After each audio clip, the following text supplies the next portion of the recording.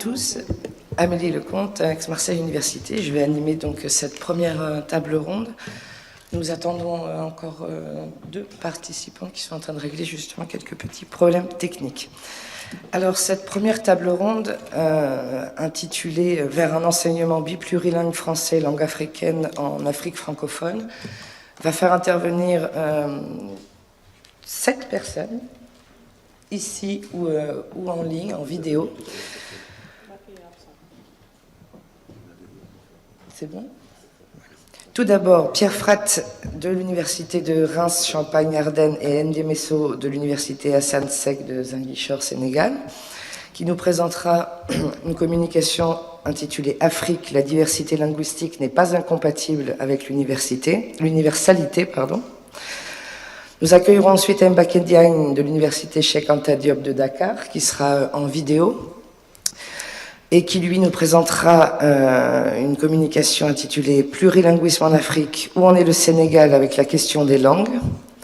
En vidéo également, Babacar Faye de l'Université Cheikh Anta Diop, également de Dakar, qui parlera du plurilinguisme interne, la problématique de la variation dans l'enseignement des langues nationales au Sénégal. Nous accueillerons ensuite Abiba Batou Diagne, Mariama Maïga et Ali Sambou de l'Université Cheikh Anta Diop de Dakar et de l'Université Gaston Berger de Saint-Louis.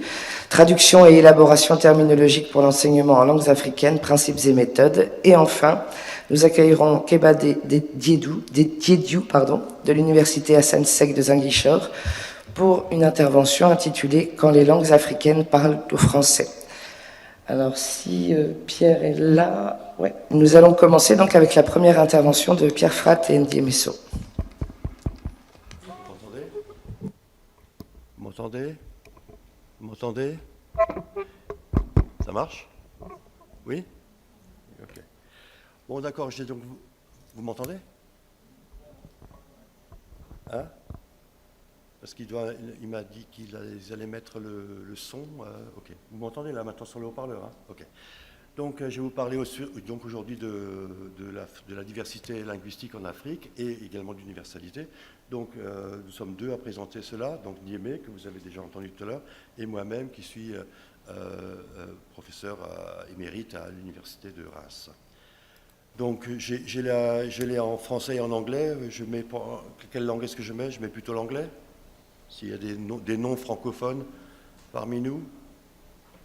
Bon, ok, oui, non, français, anglais ? Bon, allez, anglais. Donc j'ai fait une classification il y a quelques années pour essayer de clarifier un petit peu les choses, et notamment également la présentation de José Carlos tout à l'heure. J'ai fait il y a quelques années une classification gnoséologique des langues. Donc gnoséologique, ça veut dire par rapport à la connaissance, par rapport aux connaissances auxquelles ces langues permettent d'accéder. Donc si on classe les langues en fonction de ce critère, on voit que la majorité des langues actuelles, qu'on appelle des langues patrimoniales, heritage en anglais, qui sont plusieurs milliers, et qui sont des langues qui sont transmises par les familles, qui ne sont pas utilisées à l'école, qui sont souvent non écrites, et pour lesquelles il n'existe pas ou très peu d'appareils linguistiques et didactiques pour les enseigner. Alors je signale que je suis moi-même un locuteur d'une de ces langues. Le français n'est pas ma langue maternelle, je suis alsacien, et donc jusqu'à l'âge de 3 ans, je n'ai parlé que l'alsacien, et j'ai appris le français par la suite à l'école. Ouais, je me débrouille bien quand même. Non, pas ? Non, je me débrouille bien, d'accord. Ok, donc alors ces langues patrimoniales n'ont pas de standard, c'est-à-dire que elles couvrent des zones, mais c'est pas sûr que d'un bout d'une zone à une autre, on se comprenne. Il y a de grandes variations, donc il n'y a pas de standard. Ces langues-là ont également un riche vocabulaire agricole ou de chasseurs-cueilleurs, selon les endroits. Alors, je sais qu'en alsacien, il y a un riche vocabulaire pour l'artisanat et l'agriculture, mais que je ne connais pas, parce que je ne suis pas engagé dans ces métiers. Et puis, donc, ça veut dire que ces locuteurs-là ont besoin d'autres langues pour vivre dans le monde moderne. Alors, les langues que ces locuteurs utilisent pour vivre dans leur pays, ce sont ce qu'on appelle les langues nationales, qui sont plusieurs centaines, et ce sont des langues anciennement patrimoniales qui se sont consolidées dans des frontières et qui ont développé un appareil un appareil didactique et linguistique utilisable dans les écoles. Alors ça, c'est donc le français, l'anglais, le bulgare, le russe, etc. Alors parmi ces quelques centaines de langues nationales, il y a, on peut dire, alors c'est difficile de dire très clairement, il y a environ une vingtaine de langues qui permettent de tout dire, de dire toute la science moderne. Je les appelle des langues d'accès universel à la connaissance. Alors elles sont environ une vingtaine, il y a le français, l'anglais, l'espagnol, l'arabe, il y a le chinois, et bon, en gros une vingtaine de langues comme cela, avec plus ou moins d'efficacité. Il y en a qui perdent ce statut, c'est le cas de l'allemand qui est en train de perdre ce statut. Et donc ce sont des langues nationales utilisées en recherche, qui peuvent tout exprimer, et il y a un problème parmi ces langues d'accès à la connaissance, c'est la domination croissante de l'anglais et la menace finalement que l'anglais remplace toutes les autres langues de ce type. D'accord ? Alors, donc, quelle est la situation actuelle en Afrique francophone ? Alors, l'accès universel à la connaissance, il est assuré par le français. Donc, les étudiants qui veulent devenir médecins, ingénieurs, enseignants, etc., font des études en français. Et voilà, donc pour l'instant, ça va bien. Alors, il pourrait être remplacé par l'anglais, mais historiquement, c'est le français qui s'est imposé dans ces régions. Mais si remplacé par l'anglais, il y a des gens qui le disent, il y a des gens qui disent qu'il faudrait remplacer le français par l'anglais. Ça n'irait pas sans problème. D'abord, un des arguments contre le français est que c'est une langue coloniale. C'est aussi le cas de l'anglais, il faut être juste. Et il faudrait recommencer tout l'effort fourni. Ah, mais je suis dans le machin en anglais, en français, voilà, en anglais. Donc, tout l'effort qui a été fait pour le français, faudrait le refaire pour l'anglais. Les États indépendants africains, ça fait 70 ans qu'ils travaillent pour développer le français dans leurs écoles. Il faudrait recommencer. Au bout d'un certain temps, il y aurait une compétition entre les francophones et les anglophones qui se battraient pour les postes. Est-ce qu'on continue avec l'anglais, ou bien avec le français, ou bien est-ce qu'on remplace par de l'anglais? Il y aura des problèmes graves à ce niveau-là. Et puis, il y aura aussi le fait que l'Afrique francophone sera à la traîne de l'Afrique anglophone, qui vont à ce moment-là exporter leurs connaissances, leurs experts vers l'Afrique francophone. Et puis, il y aura bien sûr la perte des liens avec les autres francophones, donc notamment ceux de France, du Canada, et dans d'autres endroits du monde où on parle le français. Alors l'Algérie est en train de prendre ce chemin, avec des conséquences. Alors si ça vous intéresse, j'écris un livre, il y a un chapitre qui est consacré à cette partie. J'avais prédit ce qui se passe en Algérie, je l'avais prédit il y a quelques années déjà. Bon voilà, bon, si vous voulez, on en parlera tout à l'heure si vous voulez. Alors la diversité en Afrique francophone, elle est assurée par, comme le disait Diémé, par un usage informel des langues africaines. Informel, je dis informel parce qu'elles ne sont pas enseignées en tant que langue véhiculaire, en tant que langue vernaculaire. Elles ne sont pas enseignées. Alors il y a des cours de culture de langue africaine, mais pas véritablement d'enseignement des langues. Mais bien sûr, comme le disait également Diémé tout à l'heure, il y a une ou deux langues par pays qui commencent à s'installer comme langue, comme langue dominante, avec donc le phénomène de glottophagie qui fait que ces langues dominantes vont avoir tendance à avaler les langues qui ne sont pas dominantes. Alors donc, il faut voir que dans le monde, jusqu'à présent, historiquement, dans le monde, juste une situation de diglossie de ce type-là, avec une langue qui permet de faire des études et des langues qui ne permettent pas, ben, tout cela a toujours abouti à la perte des langues patrimoniales. C'est par exemple le cas dans ma région. Quand j'étais petit, tout se passait en alsacien, absolument tout, dans la rue, dans les boutiques, partout. Le journal était en allemand. Et puis, une seule chose était en français, c'était l'école. Et puis, quand j'ai fini mon éducation, ben, ce que je savais en français, je ne pouvais pas le dire en alsacien, ni même en allemand, parce que mon allemand était insuffisant pour ça. Donc, du coup, et je ne suis pas le seul, du coup, ma génération a vu progressivement disparaître l'alsacien. Ce phénomène menace également l'Afrique.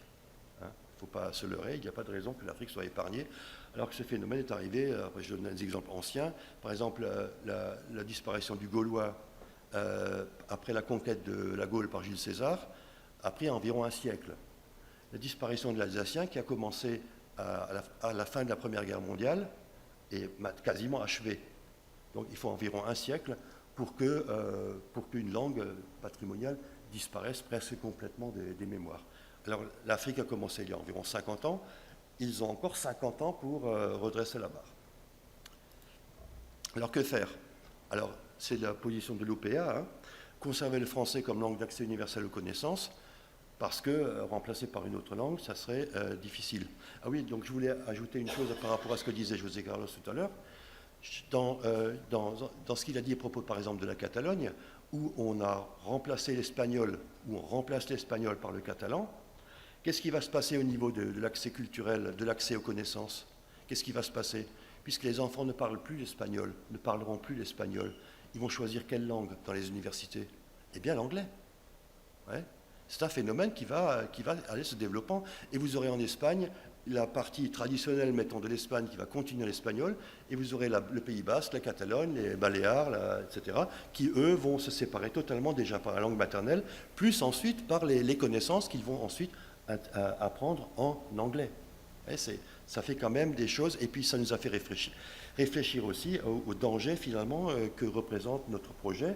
Il faudra bien faire attention à la domination de la politique. Ce qui s'est passé en Catalogne, c'est la politique qui domine le bon sens, quoi. Alors donc, conserver le français et puis en même temps faire un apprentissage scolaire de toutes les langues premières des enfants, les langues que les enfants parlent à la maison, hein, ou dans leur quartier, pas une pseudo-langue nationale qui s'imposerait à tout le monde et qui détruirait également les autres langues. Donc, à égalité avec le français. Donc, les enfants seraient éduqués avec le français et la langue nationale. Et des études ont montré qu'une telle combinaison améliore considérablement le confort et les performances des enfants à l'école. C'est très clair. Alors, il y a beaucoup de difficultés. Donc, certaines seront abordées par mes collègues tout à l'heure. Donc, la question des standards, la question de la terminologie, la question de l'accès à la terminologie. J'ai fini? 5 minutes, d'accord. Moi, je vais arrêter alors ici et je te passe la parole. Voilà. C'est pour ça que tu voulais. Hein? C'est la modératrice qui l'a dit. Hein. Elle plaide pour les femmes, là. C'est bien ça. Vive les femmes. Vive les femmes. Comment ça marche, ce truc-là?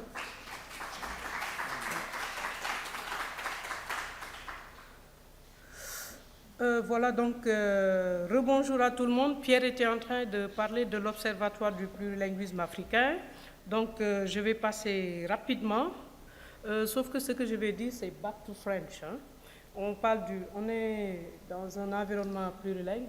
On parle du plurilinguisme, on revient au français. Donc là, je vais passer rapidement sur cette diapo, puisque tout à l'heure, Pascal a présenté largement les axes, les groupes thématiques de l'OPA. Ce que je vais dire juste, c'est que vous avez remarqué que Pascal avait parlé de GT, de groupe thématique, mais ici, on parle d'axes, parce qu'en fait, on est passé d'un intérêt porté sur la thématique a un intérêt porté plutôt sur les orientations. C'est pour cela que maintenant on parle d'axes et rapidement, Pascal en a parlé, donc je passe dessus. Et donc, je mets l'accent sur maintenant les projets de l'Observatoire du plurilinguisme en Afrique, les projets qui sont en cours. Donc, c'est l'occasion de dire merci à l'OOP et à Christian Tremblay parce qu'ils ont mis toute leur énergie pour ce premier projet OIF qui aide en fait à la mise en place de l'Observatoire du plurilinguisme en Afrique. Et ce projet-là va permettre de faire un état des lieux sur les situations en Afrique parce que l'Afrique est plurielle. L'Afrique n'est pas un pays, l'Afrique n'est pas... on parle de diversité, mais on peut trouver l'universalité dans la diversité, comme nous le disons, mais quand même, à la base, quand on dit diversité, c'est parce qu'il y a vraiment plusieurs éléments.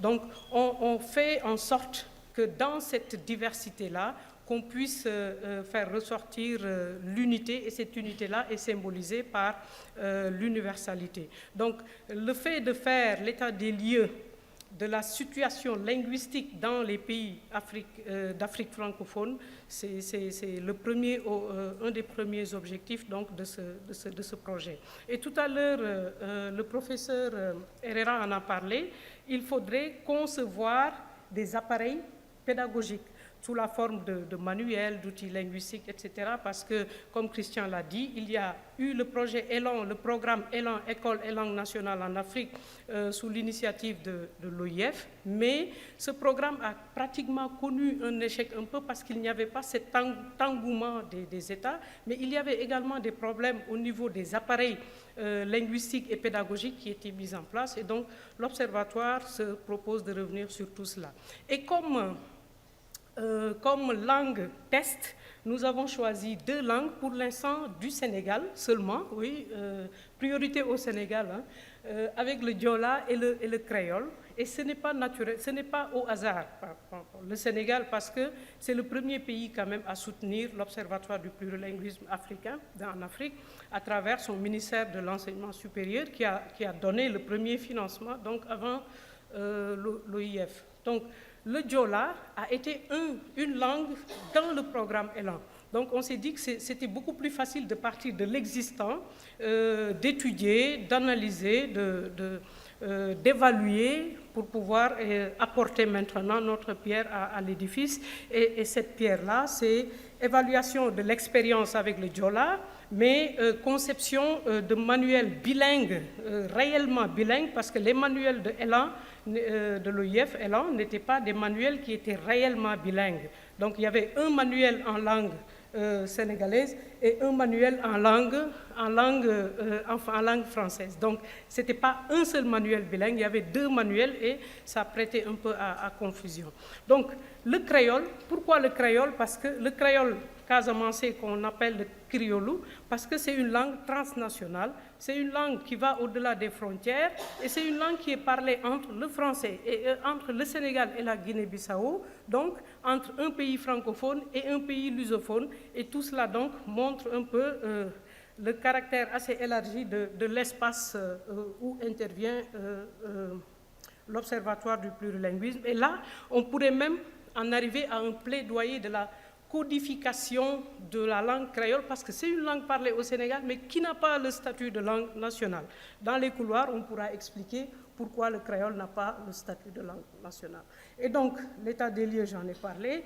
Et donc, nous préparons actuellement, avec le groupe Terminologie, une grande enquête, toujours dans le cadre du projet OIF, une grande enquête pour les Français, pour le français populaire, parlé par les néolocuteurs. Il faut penser aux jeunes, par les jeunes.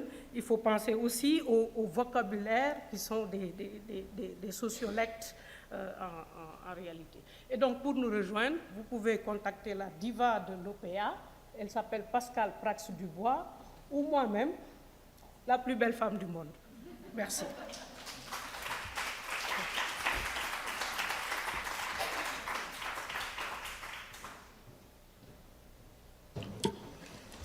Merci Pierre et Ndiémé pour cette intervention. Nous allons maintenant écouter Mbaké Diagne. Il est absent. Il n'est pas en vidéo? Il est en vidéo? Il n'est pas là du tout? Ah, voilà. Donc, Mbaké Diagne est absent. Donc, Babacar Faye de l'Université Cheikh Anta Diop de Dakar pour une présentation intitulée « Du plurilinguisme interne, la problématique de la variation dans l'enseignement des langues nationales au Sénégal ». Pour la présentation de Babacar, le technicien.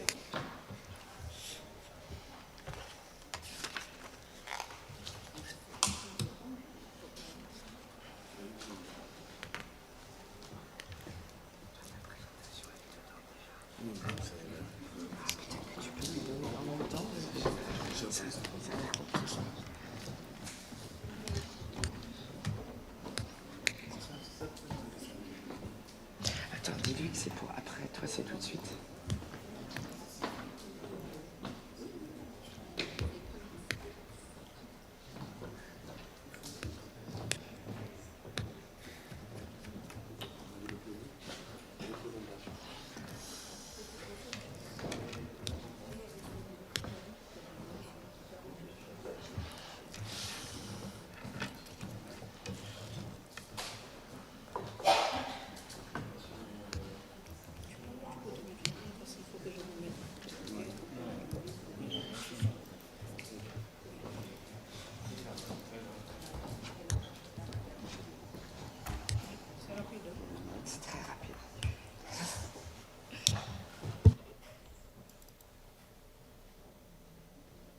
Est-ce que vous avez changé le nom?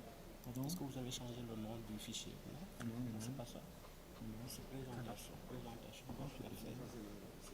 C'est la mienne. Où est-ce qu'il est le rose là? Non, ça c'est la mienne, c'est la mienne. Présentation, Où est-ce qu'il y a le dossier là? ou bien on met ça dans la copie. Copier ça.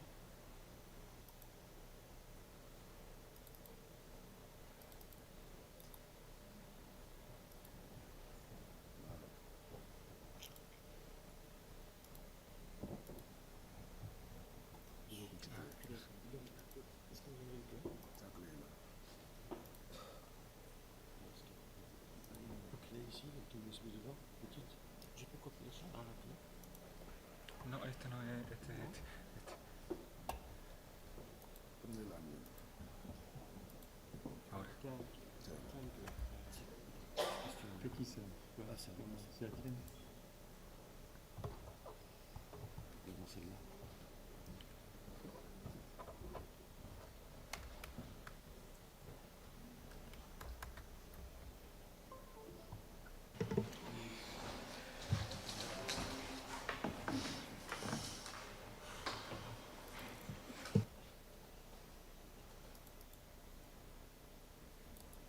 La clé s'appelle comment? Non, c'est ça. C'est ça. Il y a rien.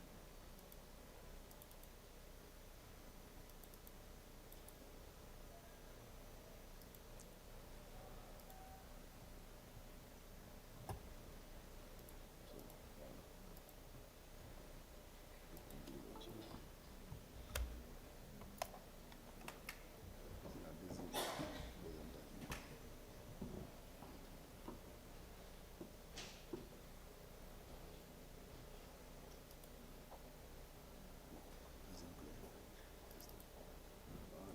Présentation, ouais.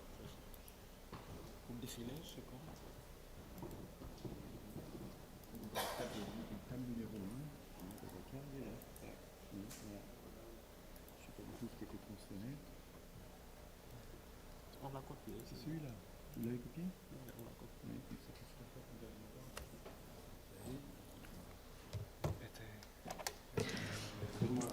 Alors, veuillez excuser ces petits problèmes techniques que vous pouvez observer en direct. Nous allons bientôt commencer.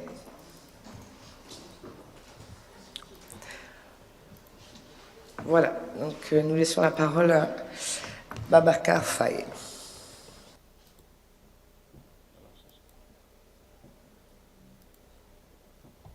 Défiler, c'est ça? C'est ça. Non. Ah oui, c'est ça.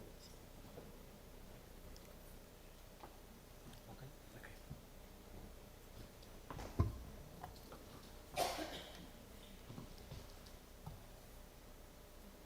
Voilà, merci beaucoup. Je suis Babacar Faye et je suis sociolinguiste à l'université Cheikh Anta Diop de Dakar, Sénégal. Alors, le plurilinguisme européen nous parle en tant qu'Africains de l'Ouest. J'aurais bien voulu intervenir sur la conférence de RRA parce que je pense que pour faire sens en fait sur le plan international, il faut avoir un archi-positionnement en fait pour ce qui concerne le monde bien sûr. Mais bon, comme il faut que je termine d'abord ma communication avant d'intervenir sur la sienne. Alors moi je m'interroge sur la problématique de la variation interne parce que bon, en général ici on parlera de variation externe, c'est-à-dire des langues qui sont génétiquement un peu éloignées, mais moi je vais parler de variation interne, en fait, de la variation d'une langue, de la problématique de l'enseignement, en fait, dans la variation interne d'une même langue. Alors, pour ce faire, je vous propose ce plan-là, je vais faire une petite introduction sur la nécessité d'enseigner les langues nationales, parce que je maintiens ce terme langue nationale parce que pour le moment au Sénégal, en tout cas, c'est ce qu'on a. C'est un terme qui est décrié maintenant, mais en tout cas, pour le moment, officiellement, c'est ce terme qu'on a, langue nationale, qui ne désigne pas les langues autochtones, mais qui ont un certain statut tout simplement au Sénégal. Ensuite, après cette petite introduction, je vais problématiser le sujet, ensuite proposer la méthodologie qui a été utilisée pour recueillir les données, ensuite voilà, de l'analyse de ces données-là, plus une petite conclusion. Alors, pour introduire ce sujet-là, je dirais tout simplement pour la nécessité en fait d'enseigner ces langues nationales-là. On part de 2 points tout simplement pour dire, Pascal a parlé tout à l'heure de contextualisation, n'est-ce pas? Il y a une inadéquation en fait, entre l'enseignement, dans ce contexte, n'est-ce pas, bien sûr, entre l'enseignement et la réalité. Le deuxième point, c'est un point pédagogique, c'est-à-dire que dans ce contexte-là, l'enfant entre à l'école à 6-7 ans. Maintenant, on peut avoir 5 ans parce qu'il y a le préscolaire actuellement qui permet d'entrer à l'école à 5 ans. À ce moment-là, en fait, la grammaire de la langue première est en train d'être consolidée. C'est à ce moment-là qu'on introduit la langue officielle, le français, qui brouille tout, n'est-ce pas? En fait, le problème ici, ce n'est pas le plurilinguisme précoce, mais l'enfant est exposé à une langue d'une manière non continue et qui n'a pas une réalité sociale, en fait, en dehors de la classe. Donc, c'est ça qui brouille un peu les pistes et pose un problème pédagogique. Donc, évidemment, il ne s'agit pas de décrire un système exclusif, n'est-ce pas, de créer, en fait, un système exclusif en langue nationale, mais d'institutionnaliser en fait le plurilinguisme qui existe déjà dans l'usage. Et cela rejoint le titre des assises, le plurilinguisme entre diversité et universalisme. Mais comme je l'ai rappelé tout à l'heure, donc ici on parle de plurilinguisme externe, alors que moi j'aborde le plurilinguisme interne, la variation d'une langue et la problématique de l'enseignement, n'est-ce pas, de cette variation-là, voilà, la problématique de la variation dans l'enseignement. Alors, le premier point, par rapport toujours à cette problématique-là, après cette petite introduction de la nécessité d'enseigner les langues nationales dans nos systèmes éducatifs, en général dans les pays francophones, africains. Donc, dans un contexte de plurilinguisme, le comment faire a toujours posé problème aux différents acteurs de l'éducation et aux chercheurs qui réfléchissent sur la question. Et au-delà de la proposition du plurilinguisme en cours, il s'agit dans cette communication de s'interroger, comme je l'ai dit tout à l'heure, du traitement de la variation interne, n'est-ce pas, dans les enseignements apprentissages. La difficulté ici que la recherche fondamentale, il peut y avoir en fait une contradiction entre la recherche fondamentale et la recherche appliquée. Parce qu'en tant que sociolinguiste, n'est-ce pas, on s'intéresse à la variation, mais la recherche appliquée, n'est-ce pas, aura peut-être un problème pour l'application. Mais en synergie, on doit travailler ensemble pour voir ce que la sociolinguistique, en fait, peut apporter à la didactique. Parce que ce n'est pas pour rien qu'on dit que en pédagogie, en fait, la répétition est pédagogique, n'est-ce pas? Ce qui est répété, c'est ce qui est régulier. Donc, ça veut dire que le didacticien, le pédagogue a besoin de régularité. Et ici, je vais parler de variation, n'est-ce pas? Comment prendre en charge la variation dans l'enseignement. Donc, il peut y avoir un problème entre la recherche fondamentale en sociolinguistique et l'application didactique pédagogique, en fait, d'une langue. Donc, la prise en charge, la prise en compte de la variation dans l'enseignement. C'est pour dire tout simplement que quand on s'éloigne du concordisme, en fait, donc l'on se rend compte qu'il y a une dialectique entre la norme et l'usage, ce qui va permettre de concilier ces deux-là. Donc ne pas tuer en fait la variation, prendre en compte en fait cette variation, c'est assurer la vitalité de la langue qui est une notion beaucoup plus abstraite. Alors, comment enseigner alors quand une langue est traversée par une variation notable?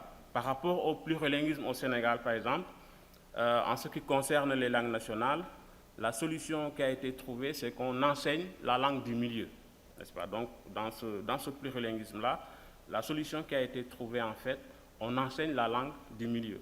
Mais ce qui se passe, c'est que la variante, en fait, qui a été standardisée, si ce n'est pas la variante du milieu, comment on fait? Et voilà toute la problématique, en fait. Quand on dit on enseigne la langue du milieu, parce qu'il y a plusieurs langues, n'est-ce pas, au Sénégal, dans un milieu déterminé, par exemple, la langue qui a été standardisée, ou bien quand on est dans un plurilinguisme interne, la variante qui a été standardisée, si ce n'est pas la variante du milieu, en fait, ça pose encore, n'est-ce pas, un problème. Et on revient en arrière. Alors, pour recueillir ce matériau-là, je vais utiliser un corpus qui a été recueilli par un de mes étudiants, n'est-ce pas? La zone qui est concernée ici, c'est la zone en jaune. Ça, c'est la carte du Sénégal, n'est-ce pas? Donc, cette zone s'appelle le Ferlo. Et on a 3 villes importantes ici, le Doli, Vélingara, Ferlo, parce qu'on dit Vélingara, Ferlo, parce qu'il y a d'autres Vélingara au Sénégal, et vous avez Barkedji. Donc, vous avez ces 3 localités-là, et l'enquête, n'est-ce pas, ça c'est le terrain, hein, n'est-ce pas? Donc, l'enquête a été réalisée à ce niveau-là. Alors, population et situation sociolinguistique. Le Ferlo est un vaste ensemble où se côtoient plusieurs langues, cultures, comme le Pulaar, le Wolof, le Serer, le Mor, etc.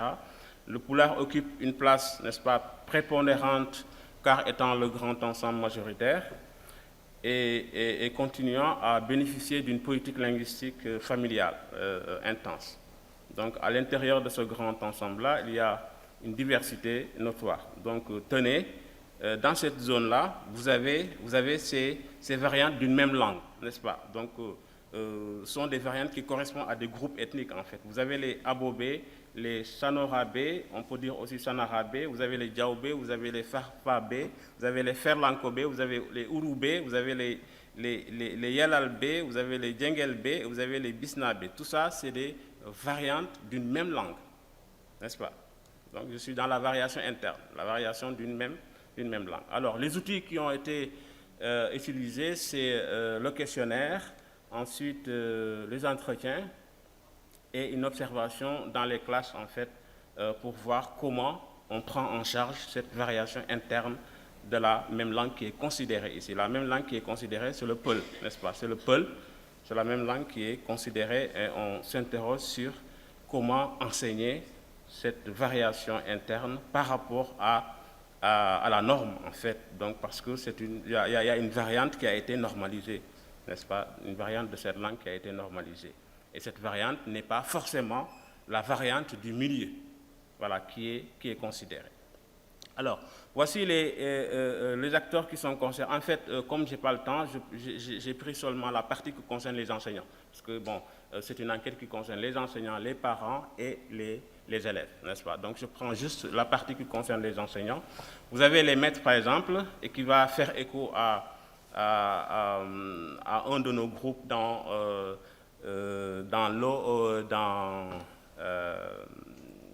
l'OF, c'est ça? N'est-ce pas? Donc, alors, vous avez les maîtres, par exemple, natifs. Vous avez 26 enseignants, l'enquête qui concerne 26 enseignants. Les 10 sont des enseignants natifs du milieu. Les 5 sont des enseignants qui parlent la langue, mais qui ne sont pas natifs du milieu. Et vous avez 11 enseignants qui ne parlent pas la langue. Comment on peut enseigner une langue sans la parler? N'est-ce pas? Vous avez 11 enseignants dans les 26 qui ne parlent pas la langue qui est enseignée. Donc je vais rappeler que ce sont des classes bilingues, ce sont des classes en expérimentation, n'est-ce pas? Des classes bilingues français, langue nationale, et la langue nationale qui est concernée ici, c'est le Peul. Et à l'intérieur du Peul, il y a plusieurs variations. Donc c'est ça la problématique. Alors, donc ça c'est les enseignants en Pulaar.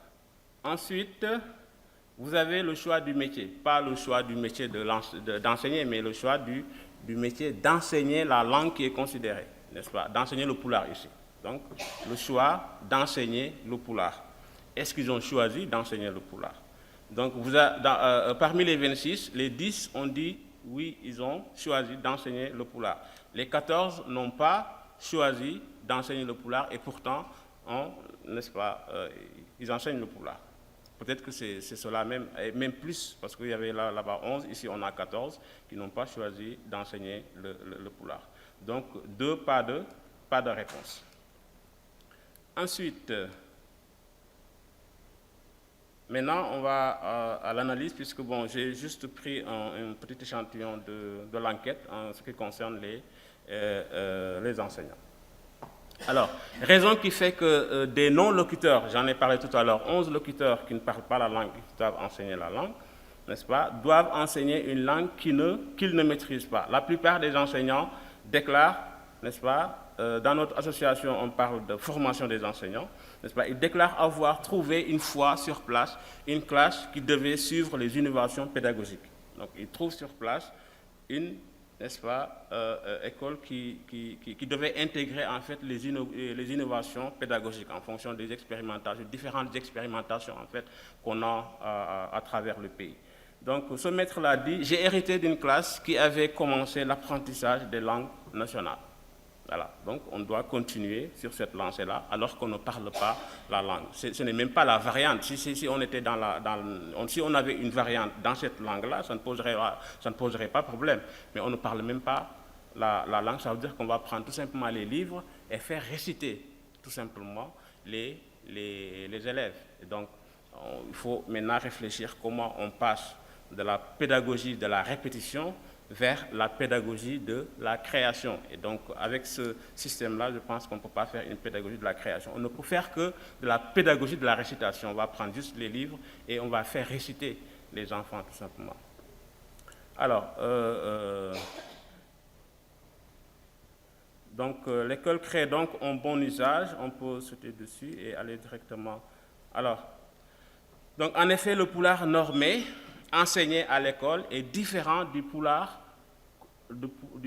en fait, ce qui est parlé sur le terrain, n'est-ce pas? Donc, on écoute ce maître-là, il dit « Je suis passé des semaines à chercher la signification du mot « Dioyandé », n'est-ce pas, dans le milieu où j'enseigne.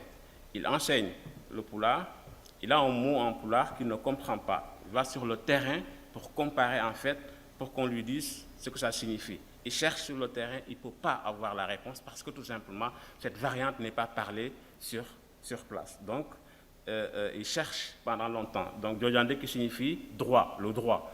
Et donc, il ne peut pas avoir cette signification, n'est-ce pas, sur place parce qu'on ne parle pas cette variante qui a été standardisée, n'est-ce pas? Alors,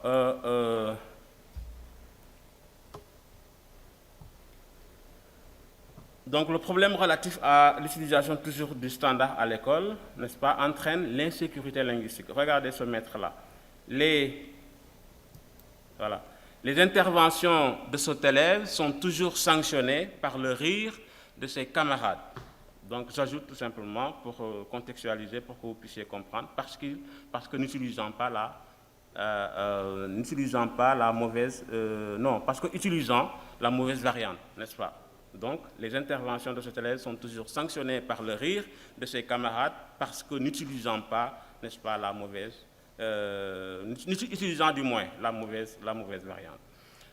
L'élève maintenant, je suis abobé, mais je ne parle pas comme les autres abobés. Donc, il fait une croix sur sa propre variante, n'est-ce pas, parce qu'il ne veut pas être stigmatisé. Donc, il abandonne sa variante. Je suis abobé, mais je ne parle pas comme les autres abobés. Donc, je vais adapter ma langue par rapport aux autres pour que je ne sois pas stigmatisé, n'est-ce pas?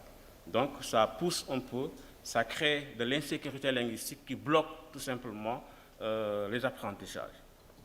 Donc, le matériel didactique maintenant, les manuels scolaires se limitent à reproduire, n'est-ce pas, les prescriptions des grammaires et vocabulaires académiques sans une prise en compte des usages dialectaux des apprenants. Donc, le maître, j'ai parcouru les livres, mais le pulaar employé est celui du Fouta. Il arrive parfois face à des énoncés dans lesquels sont présents des traits variationnels suffisamment marqués, que les apprenants dénoncent la distance constatée entre la langue de leur manuel de référence et la langue parlée. Donc je vais conclure. Donc la problématique est suffisamment campée donc, pour avoir cette conclusion-là. L'école ne pouvant pas être dans une bulle, la famille, le groupe des pairs, la société tout entière ont un impact non négligeable sur les apprentissages et donc sur les enseignements-apprentissages. Dans les classes bilingues, le principe de la plurinormalité en fait, devrait être pris en considération en partant des stratégies développées par l'enfant produit de son milieu. L'évaluation-sanction produit cet effet pervers de tracer des frontières étanches entre les usages, même s'il est impossible d'envisager la variation en dehors de la norme, parce que pour parler de variation, il faut parler de norme d'abord. Il faut que la norme existe pour qu'on puisse parler de variation. Il s'agit de reconnaître la première tout en faisant partager la seconde comme forme unifiant, n'est-ce pas? Donc, il ne s'agit pas d'enseigner la variation, mais de partir de la variation, de considérer en fait, de reconnaître l'existence de la variation pour que, n'est-ce pas, pour qu'on puisse atteindre la norme. La norme étant, n'est-ce pas, la forme unifiante. Maintenant, il faut reconnaître la variation. Ainsi comme l'intitulé de nos assises, n'est-ce pas, diversité et universalisme, donc ça fait écho au titre des assises, diversité et universalisme. Quand on se place sur le plan externe, c'est valable. Quand on se place également sur le plan interne, c'est valable également, n'est-ce pas? Donc ici, j'ai parlé, n'est-ce pas, de la variation interne, mais la variation externe également, c'est pareil. Quand je faisais ma thèse il y a un peu longtemps, j'avais trouvé une formule que j'aimais bien. J'ai parlé de le français comme ma langue de l'autre. Ma langue de l'autre, n'est-ce pas? Quand on est sur le plan externe, sur le plurilinguisme externe, ma langue de l'autre, pour parler du français. Ça fait écho un peu à ce titre, au titre des assises diversité et universalisme. Donc, qu'on soit interne ou externe, variation interne ou plurilinguisme externe, je pense que c'est la même réflexion. Et j'aurais voulu enchaîner sur la conférence, mais on n'aura pas. Peut-être qu'aussi on a une discussion. Je peux vous interpeller, surtout sur votre troisième phase, n'est-ce pas, la troisième phase que vous avez évoquée, monsieur Herrera. Merci de votre attention. Merci Babacar. Je précise qu'effectivement chaque intervention dure à peu près 15 minutes et qu'après nous allons avoir une discussion qui suivra l'ensemble des interventions. Nous allons maintenant laisser la parole à Mariana Maïga qui, avec ses collègues Abibatou Diagne et Alice Ambou, ont préparé une intervention intitulée « Traduction et élaboration terminologique pour l'enseignement en langue africaine, principes et méthodes ».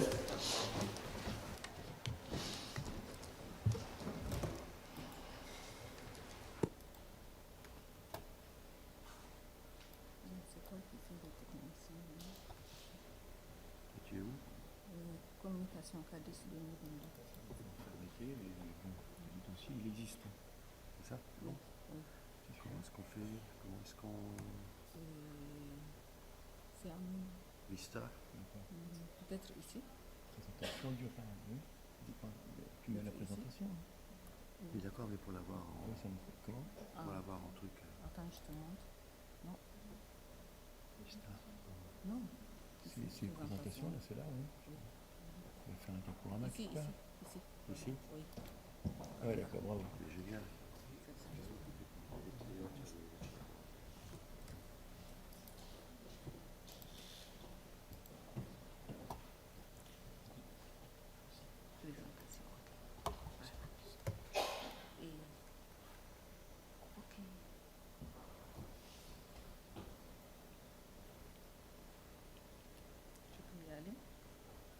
Alors, bonjour à tous.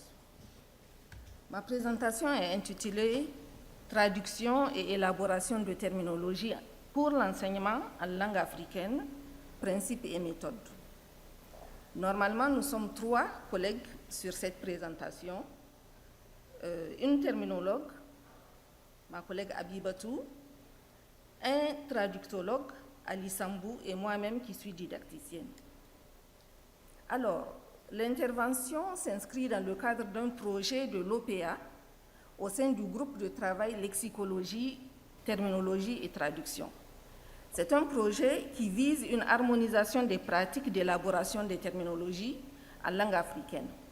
Dans sa première phase, nous avons décidé d'analyser l'existant, répertorier les terminologies qui existent déjà en langue africaine pour l'enseignement à l'élémentaire, voir comment elles ont été élaborées, quels sont les problèmes dans la mise en discours en situation de classe, quel est le rapport à ce qui existe dans les grandes langues de communication. Donc, dans le cadre de cette présentation, je vais me focaliser sur deux langues, le Wolof et le Hausa, pour l'enseignement d'une discipline, les mathématiques. Pourquoi les mathématiques? Parce que tant qu'on reste dans les disciplines linguistiques, on ne mesure pas l'ampleur des problèmes de terminologie en langue africaine. Les langues africaines sont assez outillées pour dire les réalités quotidiennes, pour parler des aspects humains, sociologiques, etc., etc. Mais dès qu'on essaie, par exemple, d'expliquer ce que c'est H2O, par exemple, la formule de l'eau, ou bien parler de cosinus, de tangente, de perpendiculaire, etc., etc. Dès qu'on rentre dans les disciplines scientifiques, on se rend compte que nos langues ont besoin d'être dotées d'une capacité à dire la science, à dire la modernité, à dire la technologie. Et c'est pour ça que dans le cadre de cette présentation, nous avons choisi une discipline scientifique, les mathématiques, pour deux langues. Bien sûr, dans le cadre de cette présentation, je vais me focaliser sur la langue Hausa, puisque je ne parle pas Wolof et mes deux collègues ne sont pas là. Mais dans le travail, dans le projet, on met en parallèle les procédés d'élaboration des terminologies dans les deux langues pour voir l'impact de la traduction sur les deux langues et voir si à chaque fois il y a un certain parallèle dans le procédé pour passer de la langue française à la langue africaine. Donc, le contexte de l'étude a déjà été bien campé par mes collègues qui sont intervenus tout à l'heure. La question centrale, c'est le plurilinguisme. Il y a plusieurs problématiques autour des langues, leur dynamique, leur coexistence, la gestion de ces langues-là par les institutions étatiques.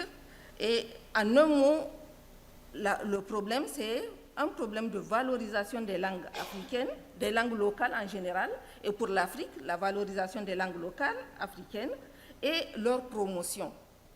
Dans le groupe de travail, nous faisons la différence entre l'aspect valorisation, qui concerne les aspects idéologiques, questions d'identité et de représentation, avec les aspects promotion, qui sont plus axés sur la description, la normalisation, la standardisation et la modernisation des langues africaines.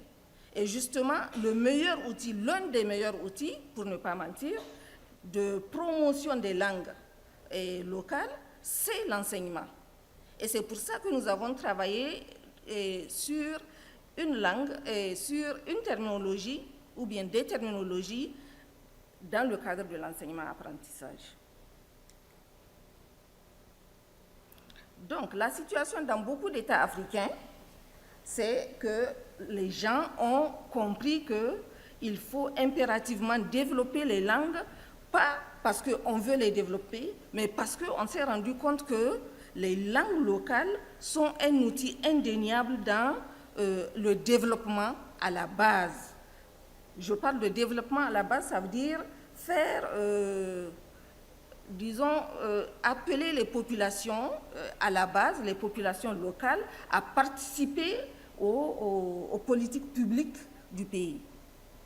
Travailler dans le secteur, participer à développer le secteur de l'eau, l'agriculture, etc., etc. Il faut bien que la connaissance arrive à ces populations-là dans des langues qu'elles comprennent. Donc, on s'est rendu compte qu'il faut développer les langues locales pour mener les politiques publiques jusqu'aux populations locales. Et donc, je parlais de l'enseignement-apprentissage. Il y a des technologies qui sont déjà fonctionnelles, qui ont été mises en place pour l'enseignement en classe.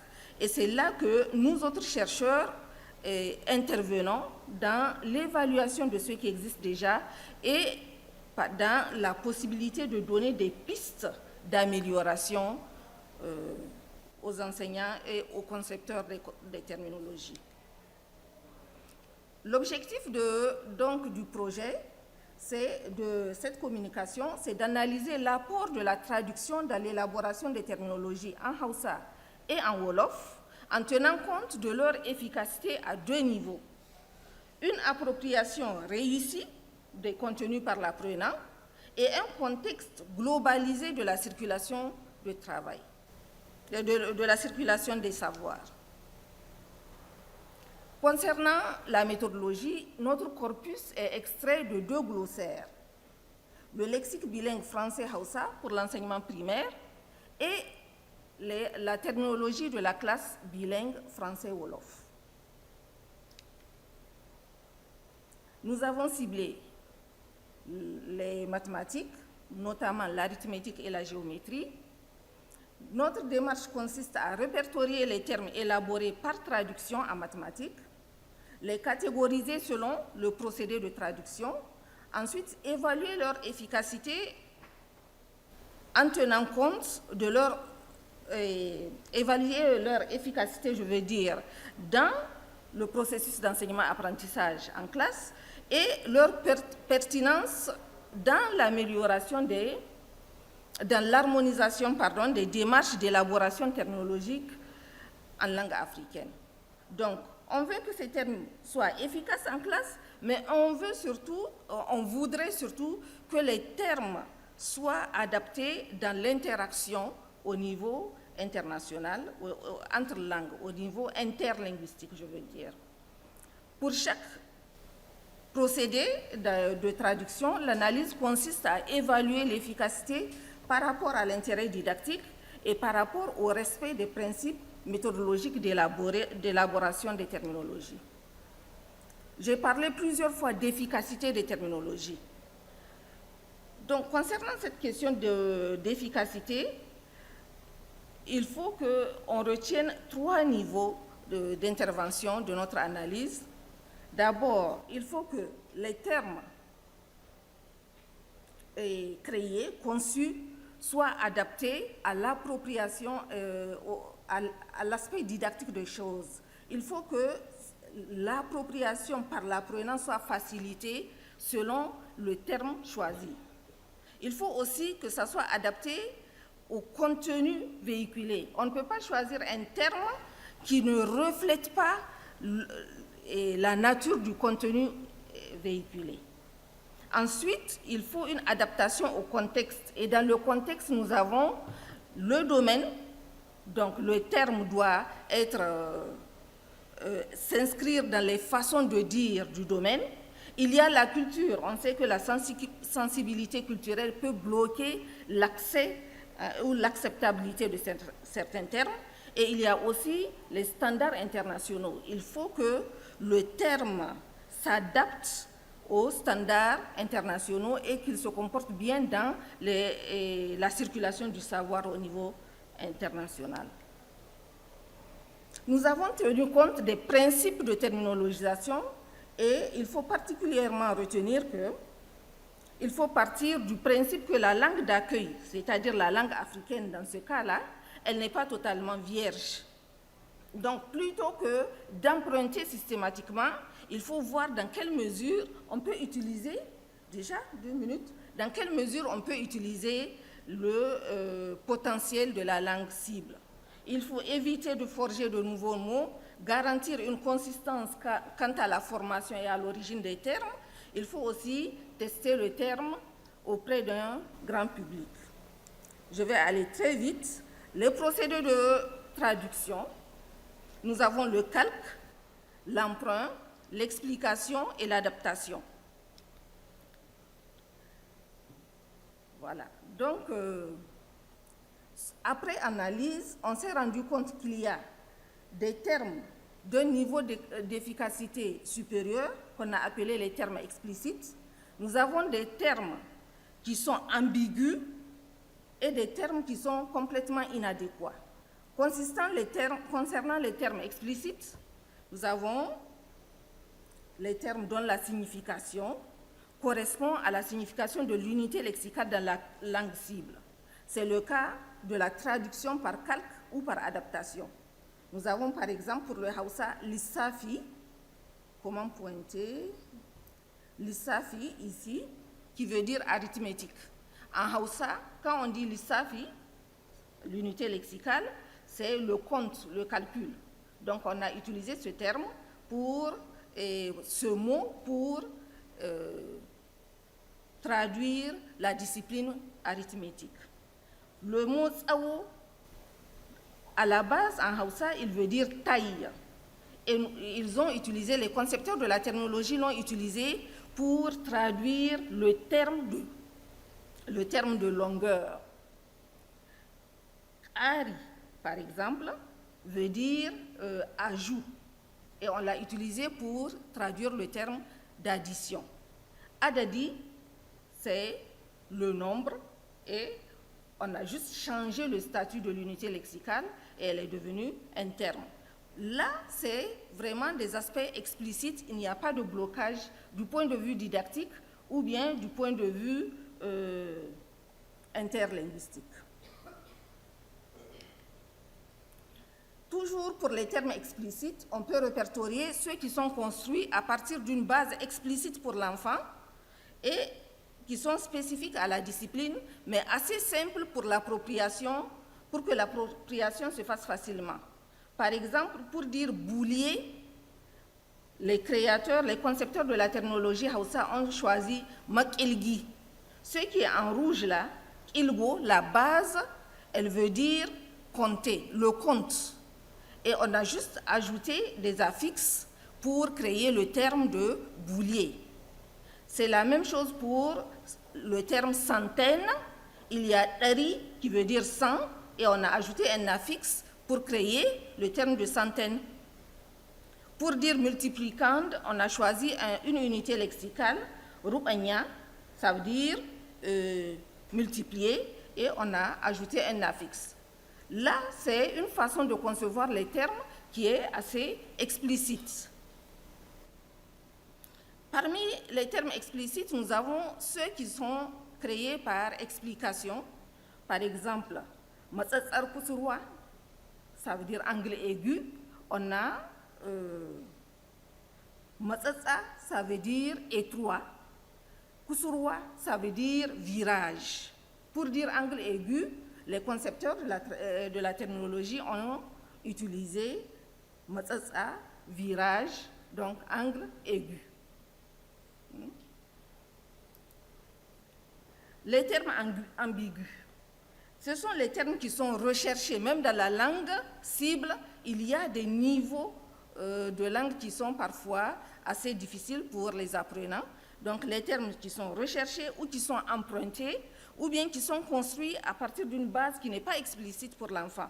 C'est par exemple de l'emprunt à l'arabe, al-watika, qui veut dire triangle, ou bien tsara, qui veut dire bisectrice. Ce sont des termes qui sont difficiles pour les apprenants. Parmi les termes inadéquats, je vais rapidement, on a ceux qui désignent des réalités linguistiques qui n'ont pas d'existence réelle dans la langue Hausa et qui sont le résultat d'une traduction littérale ou bien d'une traduction malmenée. Par exemple, pour dire triangle équilatéral, les concepteurs de la terminologie Hausa ont choisi Daidaitacciyar alwatika. Équilatéral, c'est normalement deux côtés égaux. Eux, ils ont dit moyenne. Daidaitacciya, ça veut dire moyenne. Un triangle moyen. Donc là, vraiment, ça ne traduit pas le contenu de l'objet dénommé. Pour dire système métrique, c'est une discipline. Au lieu de s'adapter ou bien d'emprunter à la langue partenaire dans le système bilingue, ils ont dit tsarin awon mètre Tsari, c'est l'organisation. Awa, Awo, c'est la mesure. Maître, ils ont emprunté maître. Et donc là, le terme est vraiment inadéquat si on tient compte de la volonté de créer un dialogue entre les langues pour véhiculer le savoir. Et le cas de correspondance, par exemple, pour dire Goranche, en mathématiques, correspondance ne véhicule pas le contenu et échange de nouvelles entre deux personnes. Eux, ils ont choisi Goranche, qui veut dire copinage, pour le terme correspondance. Alors qu'en mathématiques, correspondance, c'est comme égalité, inférieure, etc. C'est un terme qui n'est pas du tout adapté pour véhiculer ce contenu. Donc, si je récapitule, les procédés les plus efficaces, ce sont les termes familiers, les composés endocentriques, les emprunts à la langue partenaire dans le programme bilingue ou aux langues parentes de celle-ci, et en dernier recours, les emprunts aux autres langues locales des apprenants. Les procédés à éviter, ce sont les emprunts aux langues n'appartenant pas à l'environnement immédiat de l'apprenant, et puis les termes recherchés, ambigus ou construits sur des radicaux inconnus des apprenants. Je vous remercie.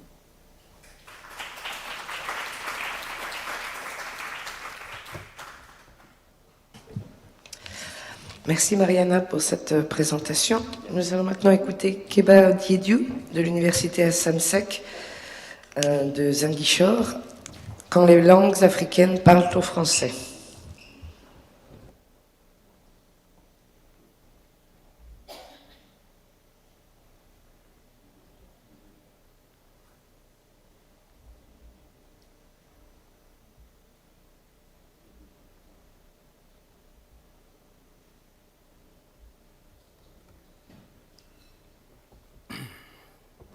Bonjour à tout le monde. Je me nomme Keba Diédiou, je suis doctorant en sciences du langage à l'Université Hassan Sek de Ziguinchor, sous la direction de Mme Diémé Sow et Mme Pascale Prax-Dubois qui sont là présentes. Je suis entouré de mes deux éminents encadreurs, donc ça m'honore. Je travaille à cheval entre les sciences du langage et la sociolinguistique. C'est dû à la formation également de mes encadreurs. Donc je parle sur quand les langues africaines parlent au français. Donc j'ai émis un plan de communication qui tourne autour des points suivants. On va faire une mise en contexte, un rappel historique et l'avenir du français, de la langue française, les politiques linguistiques du Sénégal, le français et les langues locales sénégalaises. Et ensuite, il y aura un autre point, il y a des sous-points, et un dernier point qui va parler des nouvelles approches linguistiques. Donc, pour la mise en contexte, je suis parti d'une citation de Mamadou Cissé en 2008. On observe aujourd'hui une intrusion très nette et rapide de ces langues locales sénégalaises dans les domaines qui étaient jusque-là réservés aux Français. L'une de ces langues autochtones, le Wolof, qui est la langue véhiculaire la plus importante du Sénégal, se trouve aujourd'hui en concurrence avec les langues françaises dans les domaines précités. Donc nous avons un multilinguisme sénégalais qui est déjà évoqué, et cela nous rappelle effectivement une citation de Ahmadou Kourouma en 1997, « Écrire en français en continuant à penser dans sa langue maternelle ne construit pas seulement une case maternelle à l'écrivain dans la francophonie, il permet de réaliser une francophonie ouverte, une francophonie multiculturelle qui peut rassembler des peuples égaux qui considèrent en effectif le principe comme un bien commun. » Donc nous notons que le français, déjà depuis 1997, il y a une piste tenant en compte le plurilinguisme africain si nous considérons cette citation de Ahmadou Kourouma. Donc cela nous sommes parvenus à cela à travers des observations que nous avons faites sur des pratiques réelles à l'oral et à l'écrit. Le multilinguisme sénégalais est fortement dominé par le français et le Wolof. Dans les échanges verbaux, le Wolof intervient à tout moment et en toutes circonstances, même dans les situations où l'usage exclusif du français est attendu. Donc cela veut dire dans les milieux professionnels, la langue française fortement concurrencée dans les cadres formels. Nous notons également des alternances codiques, les contaminations subies par la langue française. Donc nous voyons que le français est exprimé en langue locale. Donc c'est ce qui justifie effectivement la pertinence du sujet que nous avons choisi pour discuter. Donc, pour rappel, au plan historique, il y a un lien historique qui relie la France, la langue française et l'Afrique. Si nous partons depuis 1897, à travers Jean d'Arc qui a fondé une école française dont enseignait le français à travers le Wolof. Déjà, il y a eu un dictionnaire mis en place, le français en français-Wolof, Wolof-français et une grammaire comparative des deux langues. L'administration coloniale française ne s'intéressait pas aux méthodes bilingues de Jean d'Arc et d'autres missionnaires.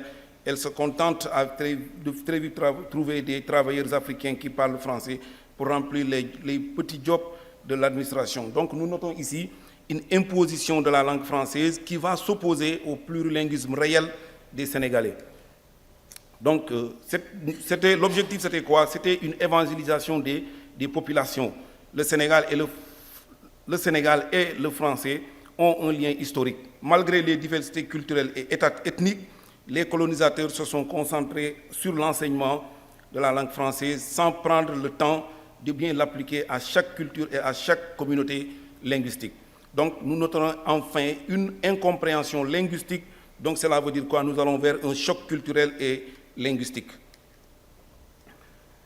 Donc nous avons noté effectivement à travers les politiques qui sont mises en place depuis les indépendances qu'il y a une réelle volonté politique de francisation de la société sénégalaise qui va effectivement s'opposer à une sénégalisation.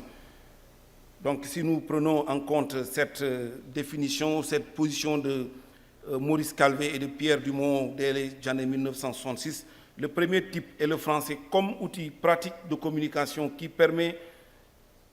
peut servir d'ouvrir le pays aux opportunités. Le deuxième type est le français comme véhicule de la culture française.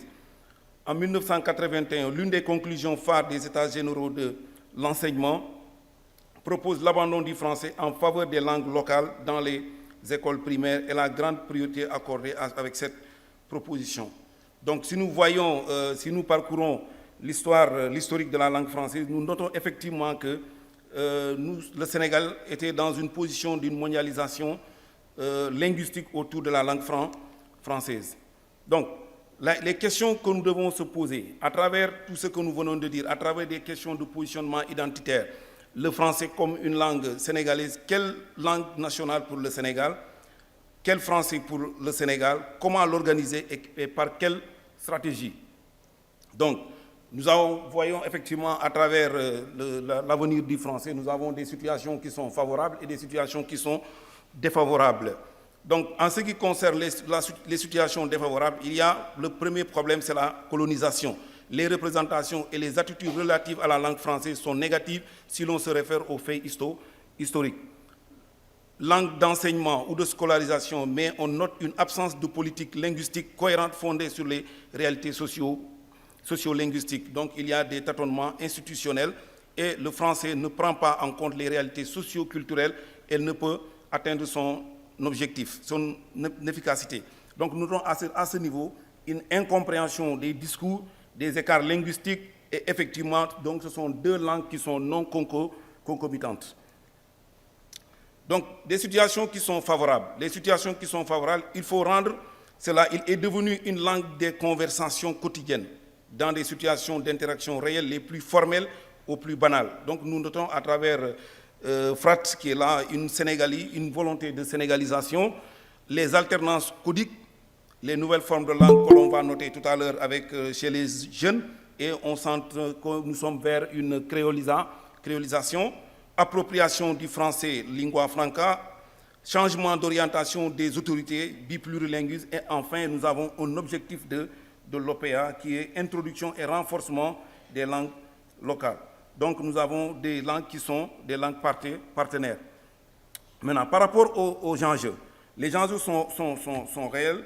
Des structures chargées de standardiser des variétés, comme l'a fait tout à l'heure le professeur la professeure même, j'allais dire, Maïga, des cultures véhiculées par les langues doivent être mises en valeur pour les accompagner et ensuite aller vers l'élément le plus difficile au Sénégal, c'est aller vers une déconstruction des mentalités locales. Déconstruction mentalité, vous comprendrez à travers le plurilinguisme que nous notons réellement au Sénégal, quelle est la langue qu'il faut, ou bien quelles sont les langues qu'il faut mettre en place pour une bonne étude. Donc, les politiques linguistiques sénégalaises. Donc, si nous interrogeons l'histoire, nous notons effectivement qu'il y avait malgré tout une volonté de mettre en place un bilinguisme scolaire à encourager. Si nous notons effectivement depuis 92, Pierre Dimon, en Afrique, les instances dirigeantes semblent oublier que c'est bien la langue maternelle qui permet un véritable décollage intellectuel de l'enfant. Donc, c'est des situations qui sont là et que nous ne pouvons pas en passer. Donc, l'ensemble des réformes institutionnelles qui ont donné un avantage réel aux Français, à la langue française est la langue officielle du Sénégal, ce seront les constitutions depuis les indépendances. Donc maintenant, par rapport aux réalités sur le terrain, sur les pratiques réelles des Sénégalais, nous notons les dynamiques linguistiques ont permis de voir le pays est principalement marqué par la prédominance et l'expansion progressive du Wolof. Ensuite, à côté de cette langue omniprésente, on retrouve le Pulaar et le Sérère qui connaissent une dynamique globale en constante et l'expansion du français comme deuxième langue et la suprématie du Wolof n'empêche pas pour autant la survie des langues minoritaires. Donc le plurilinguisme avéré du fait des contacts des langues également, les langues minoritaires sont là présentes, comme nous l'avons signalé tout à l'heure, par rapport au conflit linguistique qui pourrait en découler. Donc, par rapport à tout cela, nous notons une certaine volonté d'africaniser ou bien de s'approprier de la langue française. Si nous prenons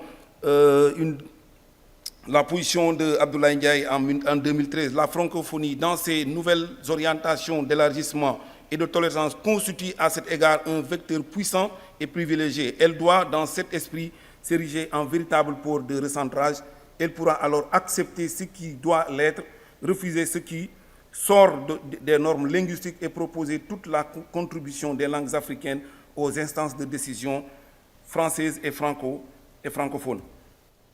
Donc, nous avons vu que nous notons effectivement certaines revues littéraires que nous avons effectivement interrogées. Nous sentons qu'il y avait une volonté d'inscrire le français dans le multilinguisme sénégalais. Donc, pour ce faire, il y a des notions que nous devons intégrer forcément dans cette dynamique-là. Il y a ce que j'ai nommé les sénégalismes. C'est un régionalisme sénégalais ou sénégalisme. Ce sont des mots ou expressions populaires dont les usages sont acceptés au Sénégal. Cette forme de langage laisse apparaître une appropriation de la langue française. Nous verrons des exemples, comme vous voyez. Donc, les langues africaines réfléchies, ou bien les langues sénégalaises réfléchies en français. Donc, cela veut dire parfois, ça pose des problèmes. Vous voyez l'expression sortir avec une fille. Donc, cela veut dire quoi? Ça vient du Wolof, dox and, par exemple, dox and, qui veut dire aller avec. Donc, c'est une expression qui, à la base, a été empruntée en langue locale, ensuite essaie d'être transcrite en réalité française, entretenir des relations amoureuses. Ouvrir le débat, ouvrir l'école, ubi waxtaan, par exemple, ouvrir la discussion. Donc, c'est des expressions qui existent en langue locale et que les locuteurs essaient de transcrire en langue française. Manger son argent, lekk xaalis, fortuné, être riche. Donc, vous avez des expressions qui ont, à la base, il faut les traduire, école coranique, lieu où on apprend le Coran, etc. Donc, nous avons des interférences linguistiques également. Il y a autant d'exemples qu'on peut donner à ce niveau. Descendre du travail, wàcc liggéey, revenir de son travail. Donc, c'est cesser de farcer, chercher une femme, wut jabar, demander une femme en mariage. Donc, c'est des expressions qui existent à la base donc, dans nos langues locales, notamment le Wolof. Donc, nous notons à ce niveau une complémentarité et compétitivité, donc un français accessible à tous. Donc, les variantes phonologiques Donc, changement phonologique du fait des influences des langues locales. Effectivement, nous retrouvons au Sénégal l'hôpital, par exemple. Un Sénégalais, il te dit rapidement l'hôpital. Français, Marseille, Deulin, Soukar, Estade, Palace. Donc, ces mots existent en langue locale, effectivement. Mais les usages nécessitent des explications donc, en français ou bien donner des définitions. Donc, nous notons une variation diatopique et diaphasique.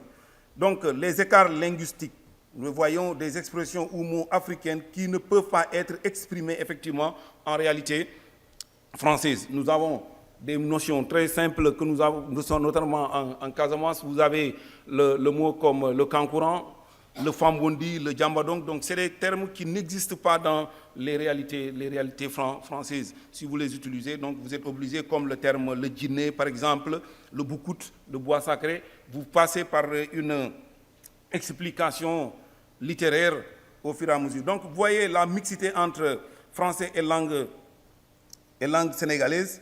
Le français est mixé dans les expressions locales, créant un vocabulaire novatrice et riche. Le français sur le continent marque sa différence avec le français parlé dans l'Hexagone. Appropriation du français comme une des langues du pays comme disait l'autre Pierre Dumont. Donc, vous voyez, j'ai pris quelques expressions pour voir comment le français est mixé avec le Wolof. Donc, vous voyez, donc j'ai pris une phrase que j'ai pris des statuts des jeunes à travers la prolifération des réseaux sociaux.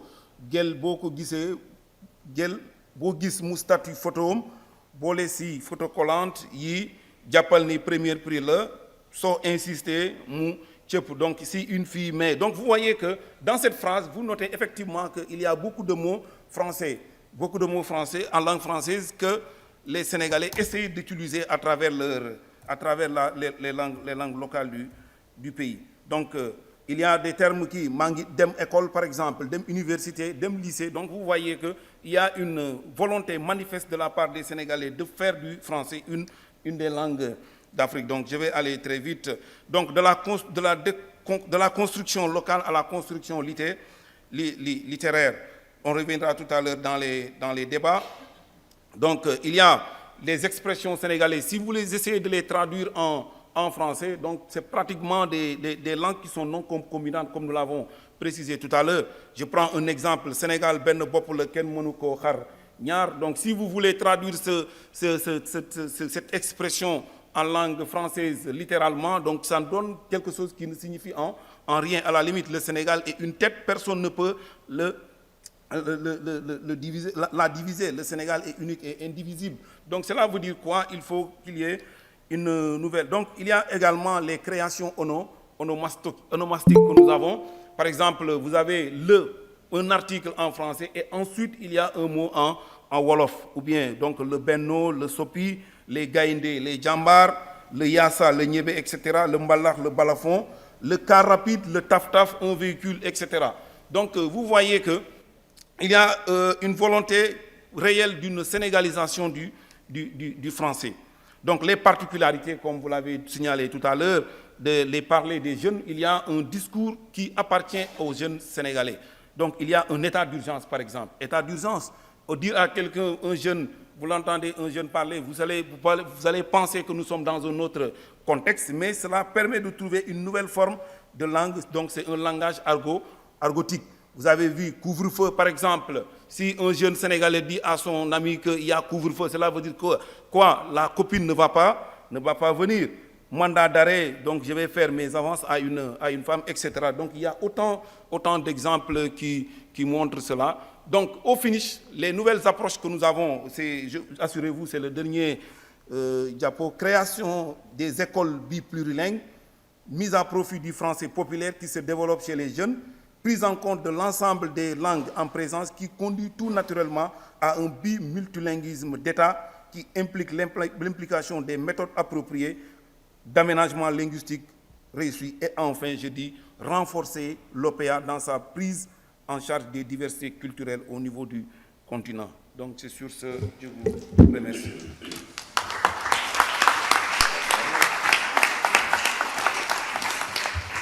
Merci Keba pour cette intervention qui nous met au plus près des usages linguistiques sénégalais. Voilà, donc le tour des interventions est maintenant terminé. On va demander au public si vous avez des questions. Peut-être que quelqu'un veut prendre la parole pour ouvrir le bal. Alors, de hurler. Merci infiniment pour vos interventions. J'aurais 3 questions en réaction aux interventions de Babacar Faye, de Keba Diédhiou, de Mariama Maïga. Alors, en premier lieu, ce sont des questions. Vous prenez les comme des questions. Babacar Faye, oui. Vous trouvez votre prémisse un peu problématique.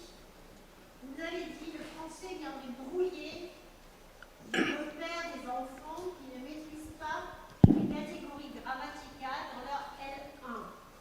Parce que cette langue n'a pas de réalité sociale en dehors du système scolaire. Ça marche ? Je répète. Donc, Babacar Faye. J'ai un petit problème avec peut-être votre prémisse. Vous disiez que le français viendrait brouiller les repères des enfants qui ne maîtrisent pas les catégories grammaticales dans leur L1.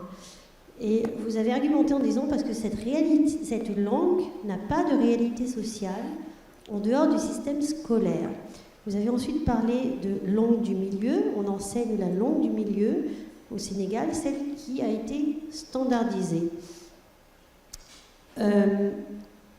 Pour moi, cette prémisse est un peu problématique dans la mesure où je trouve qu'elle repose, mais vous me direz, hein, peut-être que j'ai mal compris, elle repose sur une vision que je trouve assez cloisonnante des langues, dans la mesure où les langues, maintenant, on le sait, ne sont plus des pièces de Lego, si vous voulez, qu'on empilerait les unes sur les autres et qui s'excluraient les unes les autres, L1, L2, L3.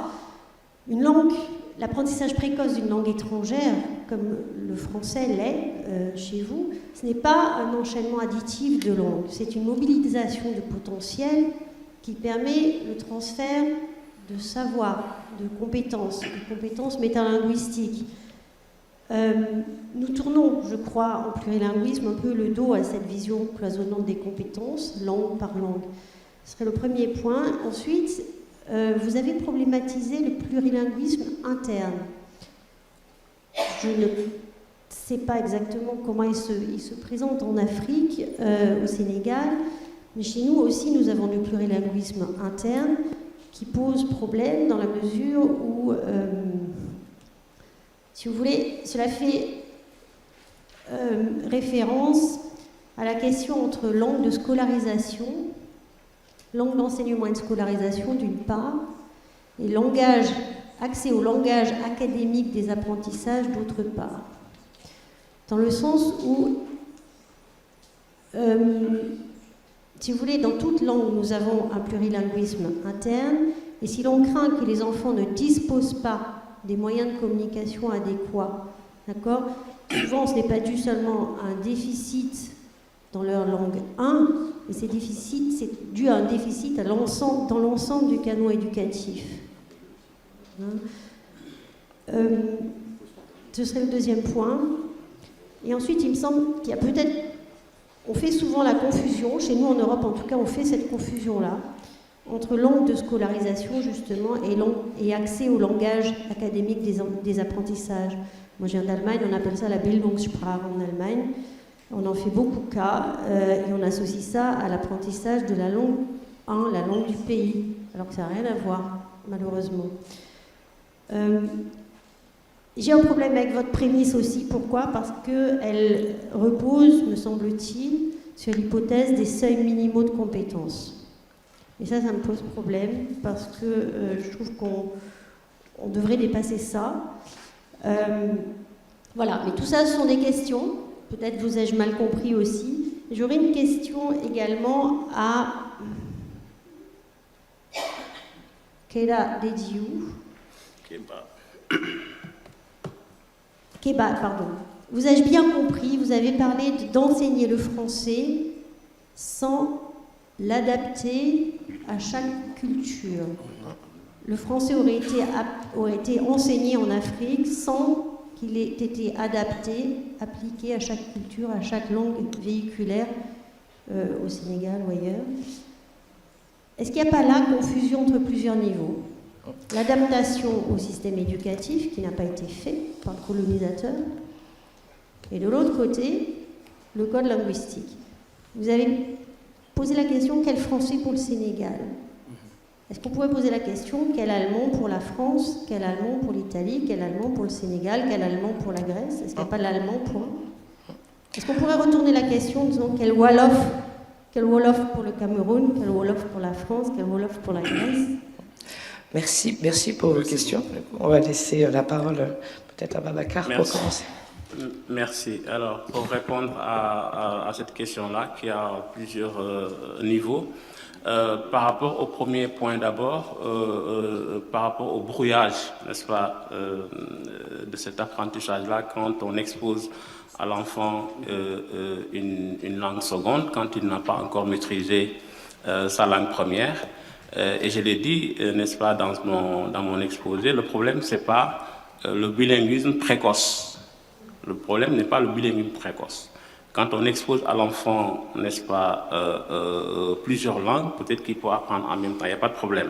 Le problème ici, quand je parle de brouillage, c'est qu'à ce moment-là, l'enfant est en train de consolider sa grammaire, la grammaire dans sa langue, dans sa L1. C'est à ce moment-là qu'on introduit le français.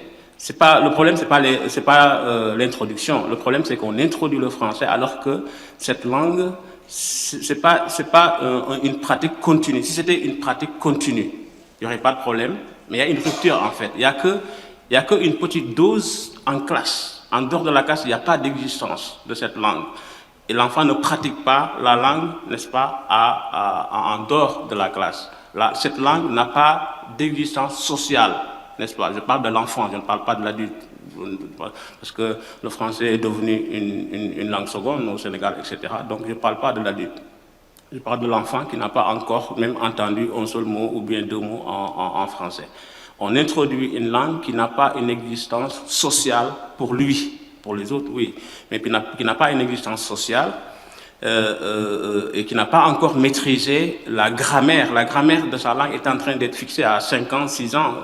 On est en train de consolider sa langue première. C'est à ce moment-là qu'on introduit, n'est-ce pas, une langue seconde qui risque de brouiller. Le problème, ce n'est pas l'introduction, c'est comment faire. C'est ce comment, en fait, qui nous pose problème. Comment enseigner, en fait, ce plurilinguisme-là. Et donc, les gens sont en train de réfléchir, etc. Et donc, c'est pourquoi j'ai problématisé, n'est-ce pas, cette situation-là.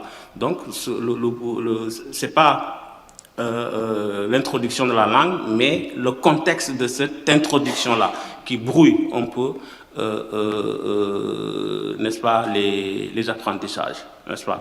Maintenant, par rapport au deuxième point, par rapport au deuxième point, c'est pas ce que vous disiez par rapport au seuil minimum. Est-ce que vous pouvez préciser votre conception de seuil minimum de compétences? Parce que je ne pense pas... On va juste essayer d'être un peu rapide, parce qu'il y a peut-être d'autres questions. Juste précise et je réponds. Si elle précise, je réponds. Enfin, il me semble que dans votre réponse, il y a quand même encore la volonté de voir les langues comme étant quelque chose de cloisonnant, ou pas, où je me trompe? Non.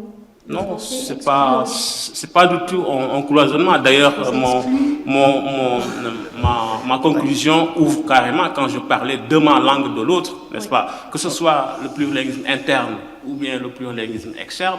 Non, je suis dans la diversité, dans l'universalité. C'est pourquoi j'ai parlé de ma langue de l'autre. Quand il s'agit du français, je ne parle pas du tout de ce cloisonnement. Je ne sais pas où est-ce que vous avez précisé. Merci Babacar. Je pense que pour les débats épistémologiques et autres, on a la chance de pouvoir voir ça à la pause de midi ou plus tard. Je vois d'autres questions, en fait. C'est pour ça que je me suis permise d'accélérer. Je dois répondre par rapport à ça. Oui, d'accord. Pardon, excuse-moi. Kéba. Voilà, donc... Kéba, juste. Je pense que je vais devoir intervenir. Voilà, très bien. Une question m'a été posée dans ce sens-là. Vraiment, je vous remercie pour cette question. Et c'est très gentil. Je crois que je l'ai déjà établi, je l'ai effleuré dans ma communication, tout en disant qu'il y a d'abord une insécurité de la part d'un Sénégalais qui ne parle pas bien le français.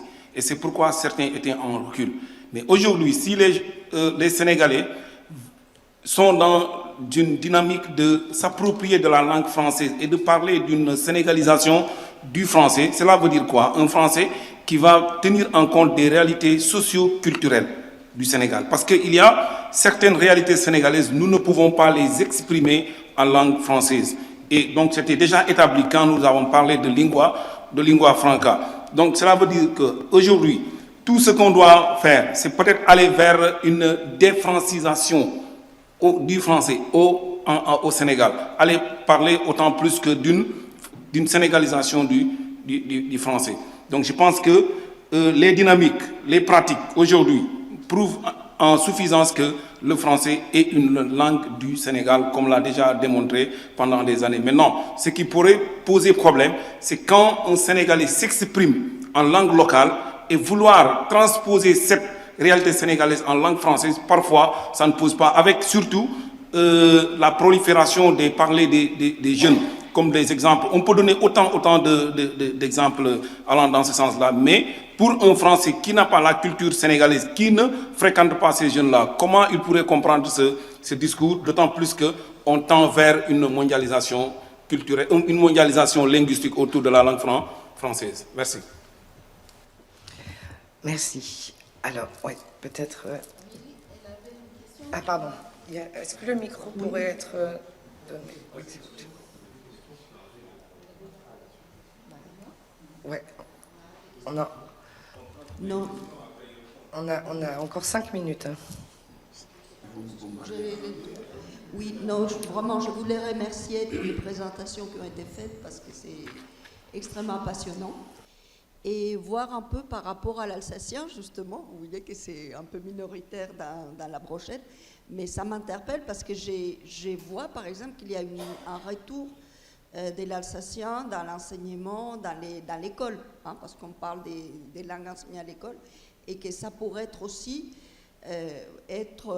intéressant de voir cet retour aux langues, entre guillemets, oubliées ou d'héritage, qui n'ont pas été enseignées en Europe ou qui ont été bannies de l'école, comment elles reviennent justement, parce que c'est un patrimoine extrêmement précieux qu'on se rend compte qu'il est temps de récupérer. Hein, et bon, un peu ma question, c'était que je pense qu'on est toujours à l'école avec les gros problèmes de la langue standard, de ce qui est permis, ce qui n'est pas permis. Moi, ça m'a coûté énormément. Je suis hispanophone, je suis arrivée très tardivement en France. Apprendre les français m'écoute, je ne vous dis pas. Et j'ai été quelque part dégagée de toutes ces problématiques quand j'ai vu une page de Miguel de Cervantes, hein, qui dans la même page, il écrit son nom, hein, preuve d'être illettré ou pas, une fois avec un B et une fois avec un V. Hein. Effectivement, ça s'est prononcé pareil.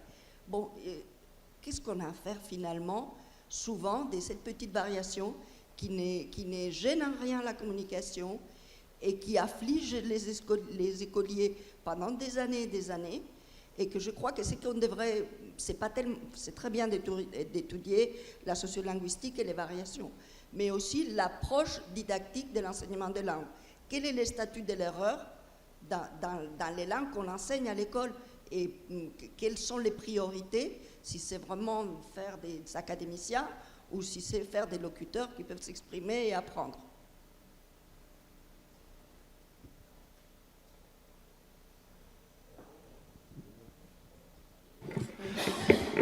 Oui. Ah bon, d'accord, je ne réponds pas alors. Hein? Oui, mais... Bonjour tout le monde. Ma question s'adresse à Pierre Fat.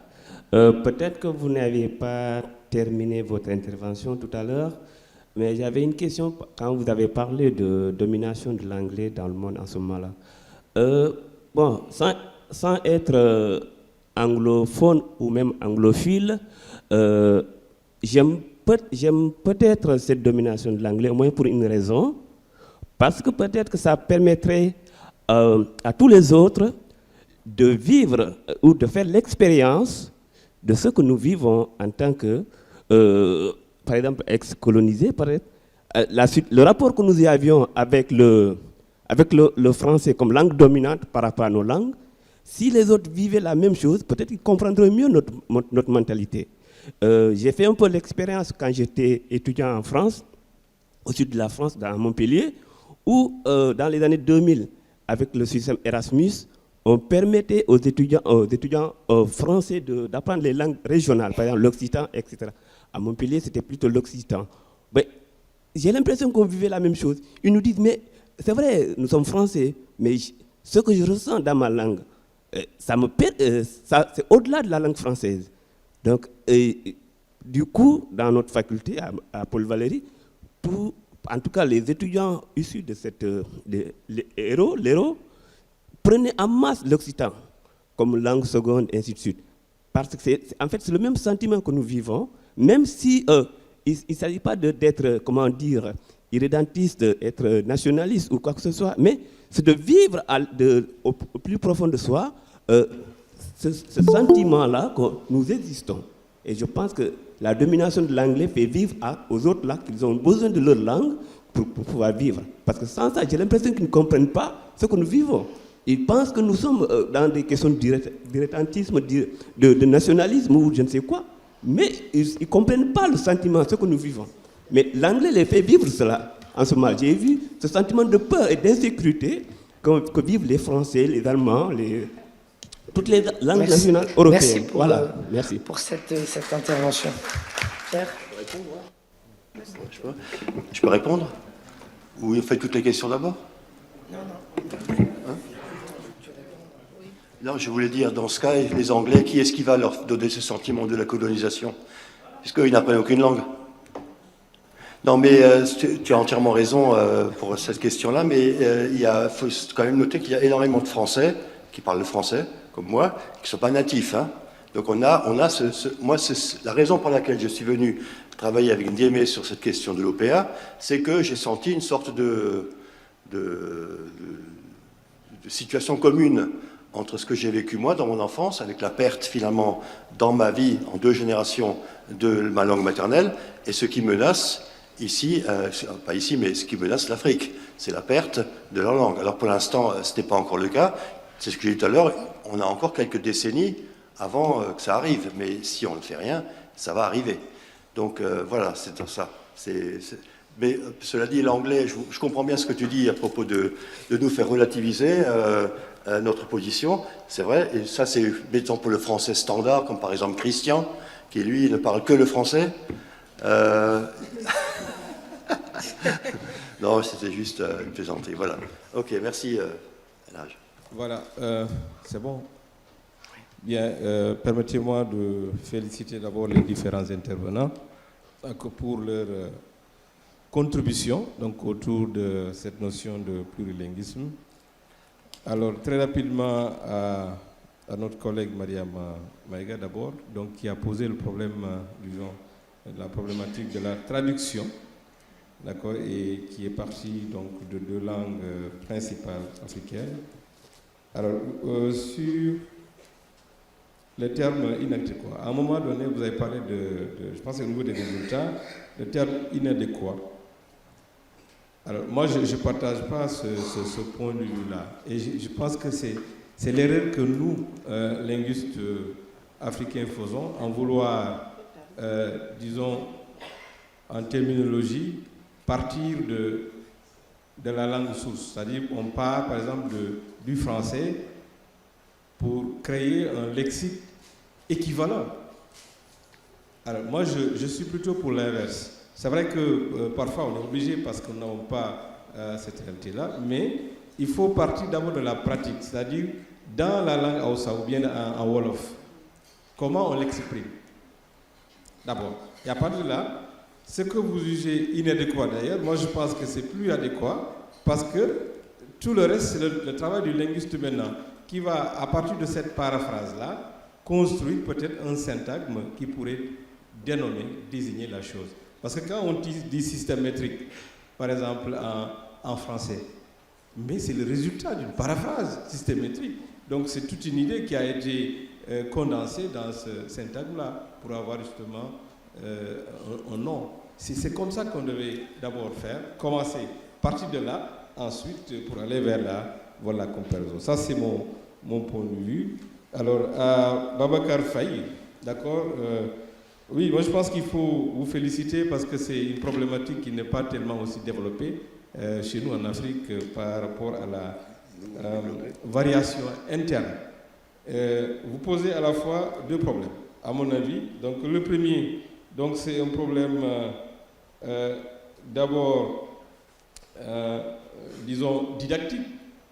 Parce que dans votre exposé, quand vous dites qu'il y a un apprenant qui a eu justement un problème qui a failli être stigmatisé, parce que tout simplement, on ne trouve pas le lexème qui est utilisé dans le répertoire donc langagé du milieu, c'est parce que en élaborant, donc je vais au deuxième problème, c'est-à-dire l'élaboration des manuels, on ne tient pas compte de la synonymie, par exemple, parce qu'il faut que l'enfant comprenne qu'il y a beaucoup de termes pour signifier cela, cela existe, sans parler aussi des niveaux de langue. Alors c'est tout cela qui fait que même si on utilise un autre terme qui n'est pas fréquent dans le milieu, donc c'est à l'apprenant justement d'aborder cette question-là, comme nous le faisons en français. Donc c'est pas que tel mot-là signifie de manière univoque ça, c'est fini, mais il y a beaucoup de synonymes. D'accord. Et ces mots-là sont connus et ils sont inconnus par d'autres également. Donc Merci. Voilà pourquoi je disais que vous avez toujours deux problèmes. Un, donc, d'ordre matériel et l'autre d'ordre pédagogique. Alors j'aimerais aussi parler... On n'a plus beaucoup le temps, en fait, je pense que... on prendra le temps, soit dans les conversations informelles, soit dans les couloirs ou au cours des... Permettez-moi de répondre un peu sur vite. Alors, droit de réponse, rapidement. Une minute. Alors, Ousmane, ce que tu dis aurait été acceptable si on était en lexicologie, si on parlait des unités lexicales. Mais là, il s'agit de termes. Il s'agit de termes, donc c'est l'objet qui est dénommé, il vient d'un travail de conceptualisation qui a déjà été fait. Par exemple, dans la réalité quotidienne de l'enfant, il peut parler de... Je ne sais pas, de virages, de courbes, etc., etc. Ça, c'est le lexique pour parler, pour s'exprimer. Mais les termes doivent être des termes assez rigoureusement choisis parce que ces termes-là vont lui servir dans la communication au sein de la discipline avec les autres dans le domaine et dans les autres langues. Donc, ils sont inadéquats, non pas parce qu'on a fait une traduction qui est malmenée, mais ils sont inadéquats parce qu'ils éloignent le locuteur des contenus dénommés. C'est la langue de spécialité, ce n'est pas la langue du quotidien. On va, excusez-moi, on va mettre un terme à la table ronde, puisque l'on court vraiment après le temps.